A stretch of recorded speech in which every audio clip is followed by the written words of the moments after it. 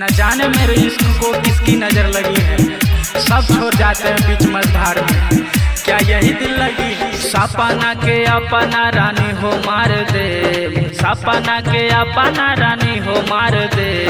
जिंदे देहिया के हम आगी में जार ले, संघवा घिंचाइल तोहर फोटो फाड़ दे, संघवा घिंचाइल तोहर फोटो फाड़ दे, जिंदे देहिया के हम आगी में जार ले, सपना के अपना रानी हो मार दे।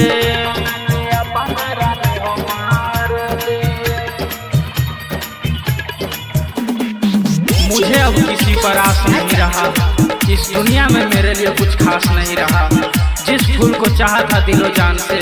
अब वही फूल मेरे दिल के पास नहीं रहा। दिहल जखम नहीं मिल मरहम रे, बरसों के प्यार कैल पल में खत्म रे,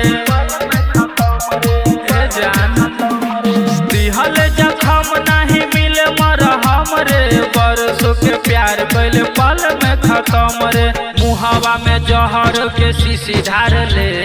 मुहावा में जहर के शीशी धार ले, जिंदे देहिया के हम आगी में जार ले, सपना के अपना रानी हो मार दे, सपना के अपना रानी हो मार दे, जिंदे देहिया के हम आगी में जार ले, संघवा घिंचाइल तोहर फोटो फाड़ दे। कैसे कहूँ कि प्यार में लोग छोड़ जाते हैं, अपना कहकर मुंह मोड़ जाते हैं, किसे अपना कहूँ और किसे पराया, सब के सब दिल तोड़ जाते हैं, दिल तोड़ जाते हैं। प्यारे सिंह जी ही कैसे दिल भइल सियल, बोझ लगता अब धरती पे जियल, सुन न ये जान। चंदन ठाकुर जी ही कैसे दिल भइल सियल, बोझ लगता अब धरती पे जियल, मौत के खुशी से हो स्वीकार ले, मौत के खुशी से हो स्वीकार ले,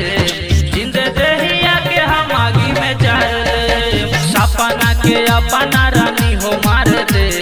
सपना के अपना